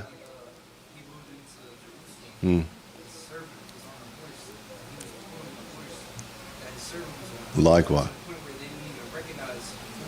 SubhanAllah. Sahaba, man. See, that's what we need to be doing. We need to be reading through the lives of the Sahaba. This way we can really see how far off we are from the way of the understanding of the companions. When the people was inflicted at the time of the plague, during the time of Umar ibn Khattab, he went to a lady's house and she was complaining about the Khalifa. From that night, he used to leave out of his house to go to her house. He used to cook for her and her kids. Likewise. And she didn't even know it was him. He used to go out and cook. He's the leader of the Muslim world, not just the leader of that city. Somebody complained about the ruler. He would go out to the lady's house and clean and cook for the kids. The leader. What about being like that? We just up on a Saturday, huh? We up on a Saturday, we go out front, say, yo, we make an announcement, yo, we need some brothers tomorrow morning. We dishing out food tomorrow morning. Who shows up? How many people show up? The sisters show up. It might be one brother, y'all, and he might have just been hanging around waiting for somebody. We're feeding the community tomorrow out front. A Juma announcement. Anybody want to volunteer tomorrow? We feeding the community out front, giving out free food from 10 to 12. Brothers, inshallah, come out. Anybody want to come out and volunteer? All sisters. I'm not making this stuff up, y'all. It might be maybe a brother. But Omar ibn al-Khattab, radiallahu anhu, he was the leader, and he went over there and cooked, cleaned the house, and she didn't even know who he was. So what about practicing that part? Because we can be hard. We know how to be hard and get people out of our way. But what about the other side? Right? That's also from the deen. Tayyib, it says here. It says, وَعَنْ مَهْدِ ibn Maymun قَالَ. He said about Ibn Sirin, he said, كَانَ Muhammad ibn Sirin ينشد الشعر. It said Ibn Sirin, he used to also read poetry. Poetry is big in the culture of the Arabs. Poetry is something that's real big. And even now, there are ulama now who still write poems. Like Sheikh Uthaymeen, he writes poems. He has poems, rahimahullah. Imam Sa'di, rahimahullah, they have poems. And those poems, they might be connected to like a deen issue, but it's a poem. Regardless, it's a poem. So poetry was something that was always there in their culture. It said Ibn Sirin, rahimahullah, he used to do poetry, write poetry, right, or recite poetry. Again, this is how many times they mention it. And he was a person who used to laugh, right? It says, فَإِذَا جَاءَ الْحَدِيث مِنَ السُنَّةِ كَلَحْ. But if a hadith of the sunnah of the Prophet ﷺ came up, he got serious. It's a time for this, it's a time for that, right? We just got to know when it's a time and what time is what.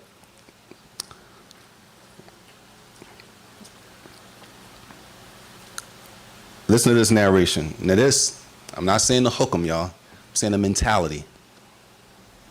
This is the mentality. This is how he was thinking. It says, وَعَنْ هِشَامِ ibn عُرْوَةَ رحمه الله قال عطس نصراني طبيب عند أبي. The man said, a Christian sneezed in front of my father. Right? A Christian sneezed in front of my father.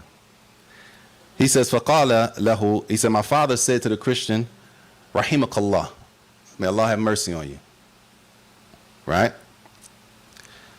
It says, فَقِيلَ لَهُ. So somebody said to him, إِنَّهُ نَصْرَانِ. He said, but that's a Christian. Right? Because, you know, we sneeze, alhamdulillah. Then you hear the person, the Muslim sneeze, say, yarhamakallah, right? But now, it's a Christian sneeze. They didn't praise Allah. They didn't say alhamdulillah. The Christian sneeze, a doctor, his father says to the doctor, rahimakallah, may Allah have mercy on you. He said, but that's a Christian. He said, فَقَالَ إِنَّ رَحْمَةَ اللَّهِ عَلَى الْعَالَمِينَ. Allah's mercy is for all of mankind. All right? Allah's mercy is for everybody. I'm not saying that every time a Christian, I'm not saying it, but I'm saying the mentality that they wanted mercy for everybody. We try to restrict everything to the people we like or look like us, or that's our people. And this is for everybody. Now again, I'm not saying that's the hukum on when a Christian sneezes. I'm saying the approach, the look. What's the thought? The thought is that he wanted mercy for the Christian, not they Christian. They shot. They ain't. What type dawah is that? And where do we have that example anywhere?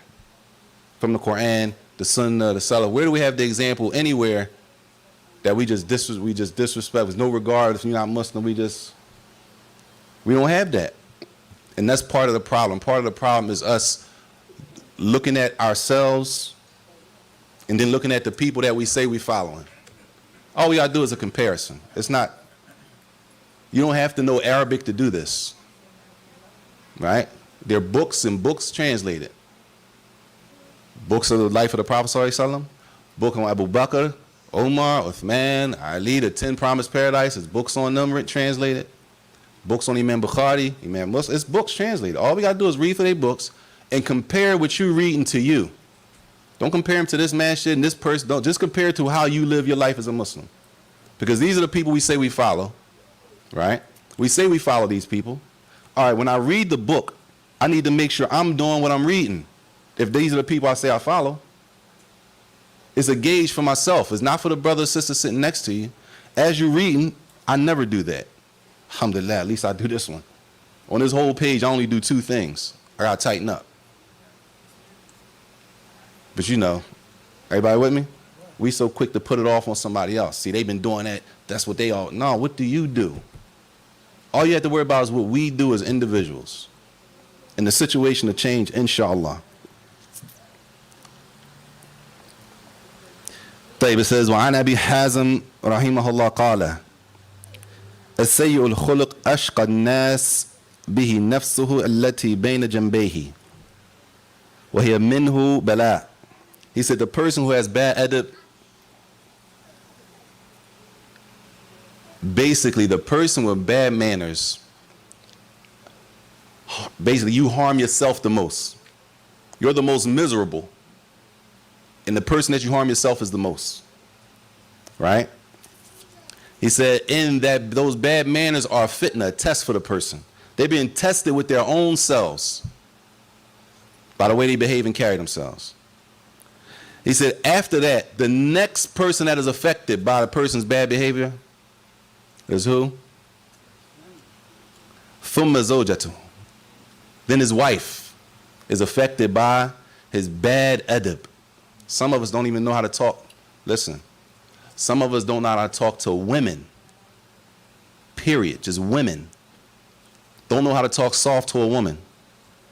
So some of us talk to women the same way we talk to men. No distinction. And the sisters the same. Some sisters don't know how to talk to men. They talk to men the same way they talking to women.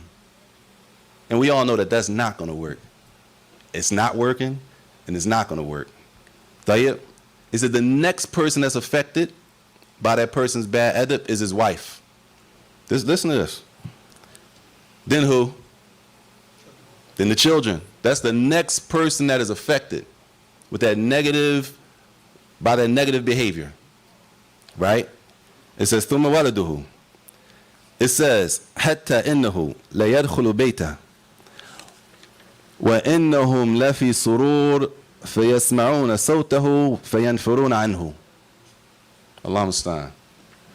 This is how bad it is. Until the man goes in the house, and when he went in the house, everybody was having a ball. It was a nice vibe, as we say. We in here just chilling, we vibing. He goes in the house, they hear his voice, and everybody gets up and start moving around trying to get away from him. That's the effect of the way he carries himself, his behavior, his adab. And he number one, he's bothered by his own self, number one. Then his wife, then his children. But it doesn't stop there. Everybody, nobody wants to be around you acting like that. She said no. In our terms, you are not, like you all. The young boys say Turkey Town, Turkey Town. It's not, nobody wants to be around that. Right? So everybody in the house is affected. Right? It says, even the animals in the house. What does it say? It says, وَإِنَّ كَلْبَهُ لَيَرَاهُ فَيَنْزُ عَلَى الْجِدَارِ. If his dog saw him coming, he'd mess around and run into a wall trying to get away from him. The dog. It's from the creation of Allah. All because of the bad adab. He didn't stop there though. He said, وَحَتَّى إِنَّ قِطَّةً. Even the cat runs away when he comes in the house. Right? Now imagine if that's what's going on in the house. If we don't have enough adab, right? If we don't have enough manners and behavior good enough to have the mercy on the people closest to us, right? In the house. Imagine how it is when we go outside. And these are people that we say we love. Imagine a person walking down the street, you don't know from a can of paint You don't have any history with them. Imagine how we treat people. If we go in our house and our wives and our children are safe. The dog, right? The dog and the cat, they're not safe. Imagine the people who have no connection to a person, how they would treat them. طيب, I think this is the last one.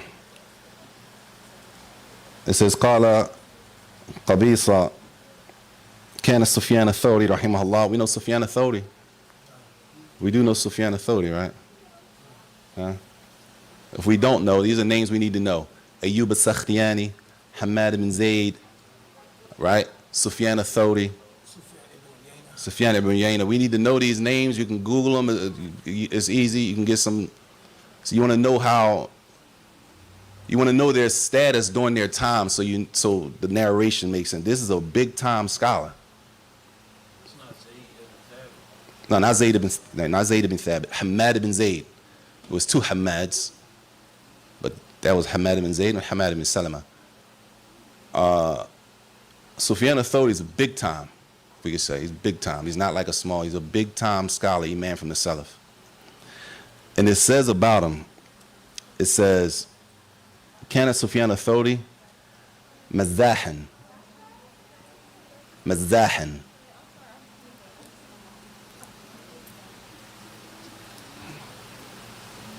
مزاحا is Sheikh, I'm sorry, Daziz. مزاحا, right? That's a siga mubalaga, wallah. مزاحا مزاحا مزاحا but مزح. But this is siga mubalaga. Says Sufyan al-Thawri did a lot of playing. Not just he played, no, he did a lot of it. The scale that it's on in Arabic shows that it was emphasized, right? Now he's a big time. He's big time. He's not like a regular imam, y'all. He's not a regular imam of the masjid during his time. From the imams of the Salaf. Yeah, he's one of the people who has his own madhab. He's big. It said, they describe him as being mazahan. The man said that he played a lot. He was very playful, right? The man says, it says, كنت أتأخر خلفه مخافة أن يجيرني بمزاحه. He said, I used to try to stay a little far back from him because I didn't really want to be distracted by him playing so much. That's how easy he was with people. We not even imams. I'm talking about people walking around, not even imams of masjids. And I'm not saying the imam of masjid is worthy of that either. But we learn something and we just puff up and we don't even look at people no more. Like we sit through a class and then we just go to the room, we just go way off the edge. Everybody's under us. Nobody knows what I know. We puffing up. We don't even want to look at people. And of course, if we go all the way back to the Prophet ﷺ, they said when they came to the circle, and the Prophet ﷺ, Sahaba was sitting there, they said what? They didn't even know who was the messenger, ﷺ. They didn't even know who he was. They had to ask, which one? Who's Muhammad? Sorry, something. We learn, we miss classes and all that. We don't even get through all of the classes. But when the book is finished, when we're done, we like we really reached the level.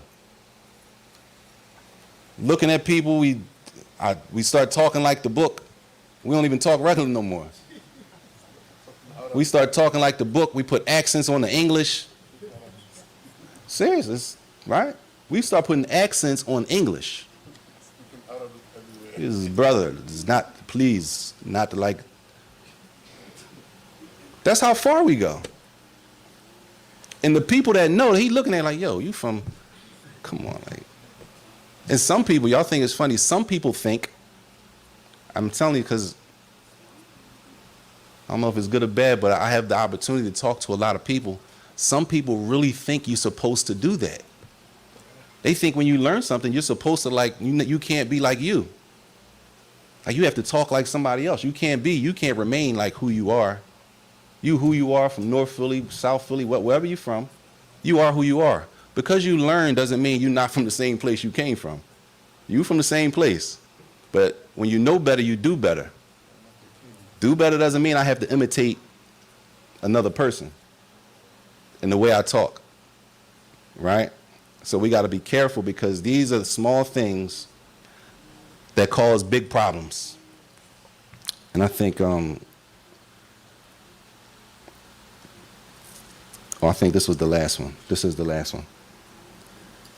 عن أبي عبيدة أنه قال كان المهدي رحمه الله يصلي بنا الصلوات في المسجد الجامع بالبصرة لما قدمها. It said that this man, Al-Mahdi, he came to Basra, which is Iraq, right? Iraq. He went to Iraq. It says, so when he came to Iraq, he wasn't from, he went there and he led the people in the Salat. See, all you got to do is put yourself in the position of the people in these stories and see how you would feel, right? He says, فَأُقِيمَتِ الصَّلَاةِ يَوْمًا. So one day he was leading them in the Salat and they called the Iqamah. If the Iqamah is called, that means what, y'all? Huh? It's time to pray like when? Like right now. So when the Iqamah is called, everybody starts to get up, start lining up, getting up, right? The Iqamah was called. It says, فَقَالَ أَعْرَابِي يَا أَمِيرُ الْمُؤْمِنِينَ لَسْتُ عَلَى تُهْرٍ وَقَدْ رَغَبْتُ إِلَى اللَّهِ فِي الصَّلَاةِ خَلْفِكَ. A man stood up and said to him, he called him the leader, the leader of the believers. He said, everybody's lining up for the prayer. He says, hold up. I don't have wudu. I'm not in wudu. Imagine this. I'm not in wudu, but I really want to pray behind you. This is how much respect he had for him. I really, really want to pray a salat behind you, but I don't have wudu.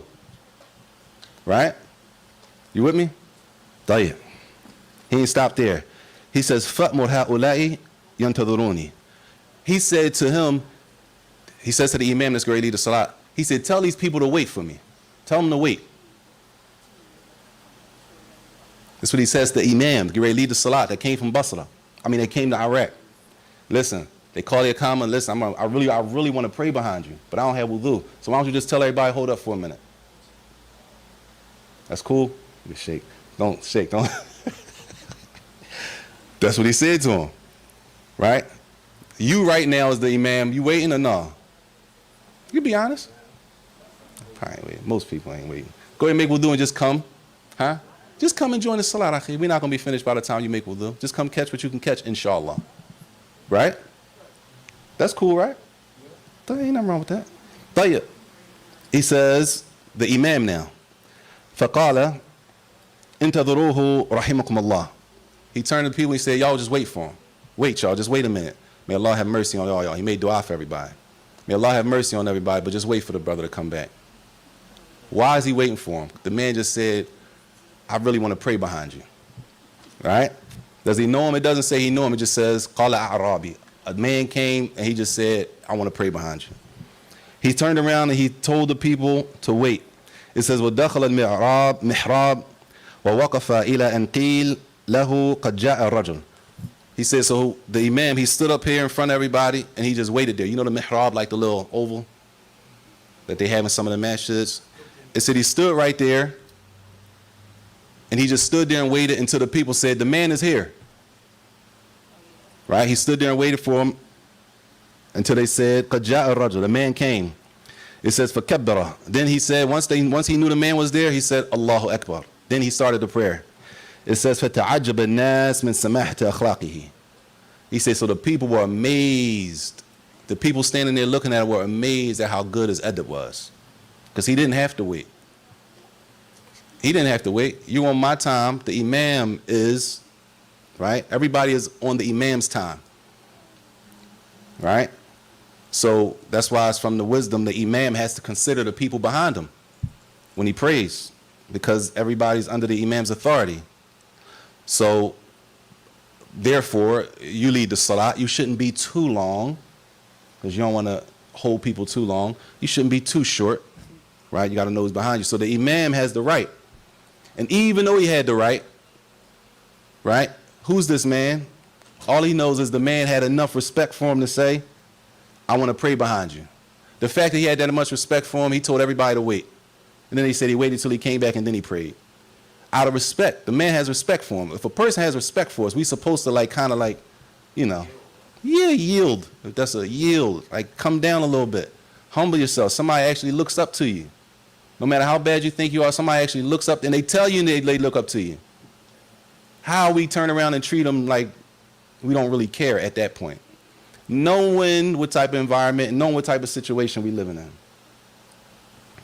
Allah Mustaan. We could stop there, inshallah, unless there's any questions. But this is one book, and there's plenty more to read, but this is one book, but there are chapters and chapters and chapters on adab. Just from what I've seen, we don't give enough importance to this chapter. The brothers and the sisters. There's not enough importance given to me, myself. How am I supposed to behave as a Muslim? You'd be surprised what people don't know about how Muslims are supposed to behave and carry themselves. Sometimes we assume because you know it and the people around you know it, you assume everybody knows it. But some people, they don't know. They just don't know. For whatever reason, the masjid that they go to, there's no classes there. We do know that exists, right? There are masjids that don't have classes. All right? There's cities. There's small cities with Muslims. There are no classes. They learn deen off the internet. They have to use YouTube. We got classes almost every day all over the city. We struggling to make one for an hour. And if the brother go over an hour, we like, man, he going over tonight like he was going in. Right? And if you really wanted to, in this city, you can go to a class every single day of the week. You could probably go to class every single day of the week for like probably 3 months straight if you really wanted to, without missing a day. That's how much opportunity we have. Right? And Allah make us better and make us a people who protect what he gave us. So we don't want this to be a proof against us on the day of judgment, that we had opportunity to be better Muslims and to change stuff in front of us and that we don't do it. I mean.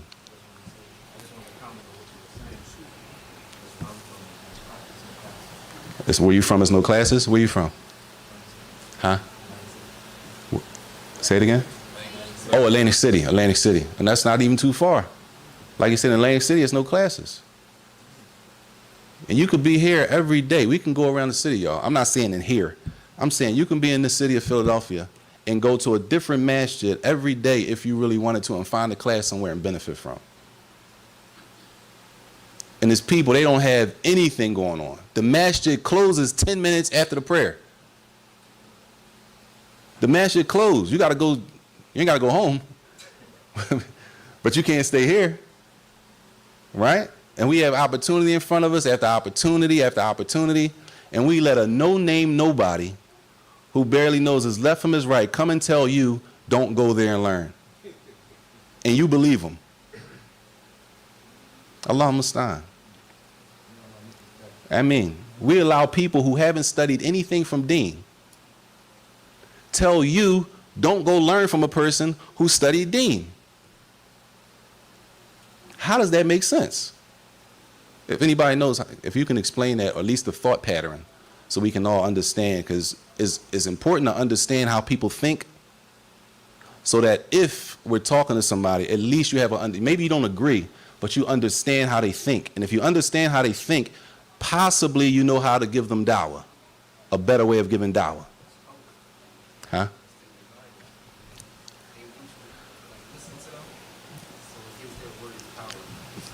If I didn't, for example, if I didn't study anything from, if I don't know anything about construction, I don't know anything about, and I really don't, seriously, but brother taught me a couple of things, so I'm going to say some words, but I really don't know, right? So if we had to plaster this wall and, you know, fill in some holes with some putty and stuff like that, right? If we had to do like some holes in the wall, if we had to do that, right?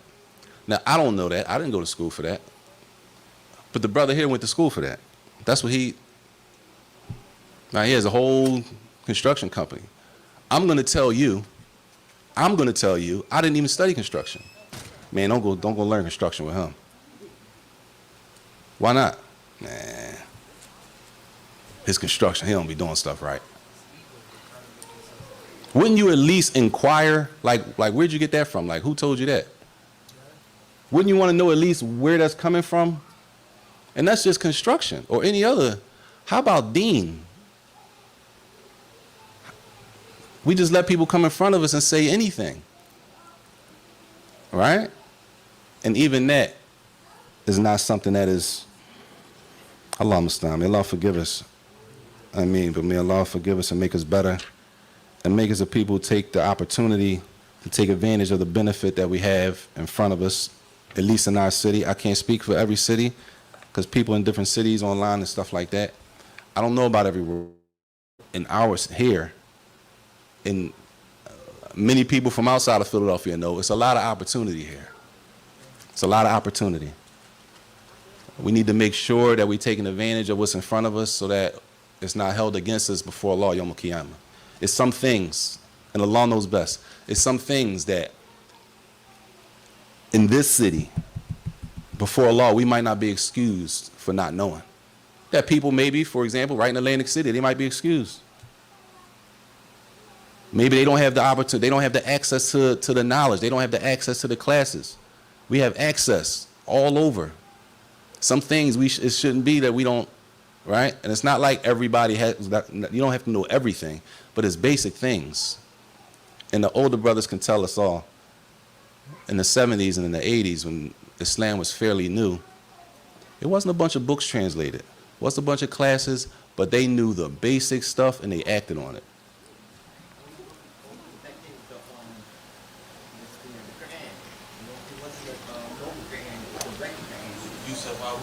The Holy Quran, they had the Holy Quran. And, oh, I ain't trying to be funny. They had the Holy Quran. We got a problem with that. Oh, man, Holy Quran, Yusuf Ali John. Now pay attention. These are people, that's all they had. That's all they had. But ask them how the Muslims behaved with that, just having that. Talk to them and see how the relationships between the Muslims were with just the Yusuf Ali translation. Or whatever little books they had from, like, a lot of books was printed in like Lebanon, I think, back then and stuff like that.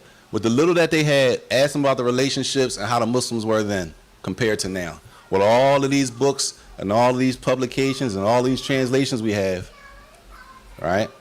Compared to a people who didn't have that, and just look at the relationship that the Muslims had and how they flourished for us to be able to do this now. It was people that was here before us. We're not the first Muslims. It was people here in the 80s, right, in the 70s, Muslims, building up so that now, right, Islam looks the way it looks now in 2022. And that's the benefit of not cutting off that generation above us, our elders, so that we know the history where we came from. Yes. Yeah, I wanted to ask you, like the dab or the malika, like they don't like smoke stuff like that, right? Like onion smoke. Who? Malika. The Malaika? Yeah. The angels? Yeah. Like smoke, dogs in the house and stuff like that, right? Like, is it books like explain like all this Books about the angels? like the dab, the have one? The Adab with the angels. A book on the Adab with the angels. Allahu Alam. Allahu Alam. Not that I know of. I don't know. If it is a book, it's probably a book of hadith gathered from like the Sahih Bukhari and Sahih Muslim about the angels. I don't know any book specifically though. Allahu Alam. You know any shaykh? You know anyone? Allahu Alam. Assalamu alaikum. Alaykum salam wa rahmatullah. One of the sisters want to know, when are we getting our test back from the class? Yo. The Sisters. physical paper. I still didn't get mine from like the first class. Time out, y'all. Come on, y'all. And when the class start? Y'all can't do that. Y'all. Because the no, brother's no, no. not going to take their class that you offered them. So can you just bump us up? Don't. Whoa. We ain't doing that. I'm not letting you do that to the brothers. That's a challenge though, because Alhamdulillah. Rushing to the good. Nah, Alhamdulillah. We need to do a class for the brothers. it's Listen, like 50 of them over there right now. it ain't 50, but it's definitely enough. It was 80 sisters in that class, y'all. It was 80. 80 sisters in that class. MashaAllah, they did good. Quizzes, finals, attendance. If they not coming, if they couldn't make it to class, they send an email ahead of time. I apologize, I can't be there. Can I have to work for next week? I'm sick, I can't make it. Right? They bring in food, gifts for each other. It was nice, man. It was decent, man. We need to, inshallah, because we told them that we were going to do one of those for the brothers. We just hope. We hope that the brothers participate. Some of us is losing knowledge because y'all prolonging the time. No, So can you like hurry up a little bit? we got to take that mic now, because listen, the blame for losing their ilm is always on yourself. Whenever you're not in class, you're doing what? Reviewing. When if you're not in class, you review. You mentioned that. Right? Whenever you're not in class, if the class stops, studying never stops. All right, but inshallah, we'll get to that, inshallah. When the class is starting, I don't know. But inshallah, we'll get to that. Jazakumullah khairan. That's it. We stop there, inshallah. Fadla. Huh? Fadla. Assalamu alaikum, brothers and sisters online and the ones that's in this class, in this lecture. We're having a trip on December the 17th on the Spirit of Philadelphia. It's going to be a lecture on the Spirit of Philadelphia, all Muslims. So if you look on our page, even Muslim Families on the page, you will see the price, the time, and everything on here. So inshallah, go on our page. We're having a trip on December the 17th on the Spirit of Philadelphia for all the Muslims, inshallah, buffet and everything. Assalamu alaikum.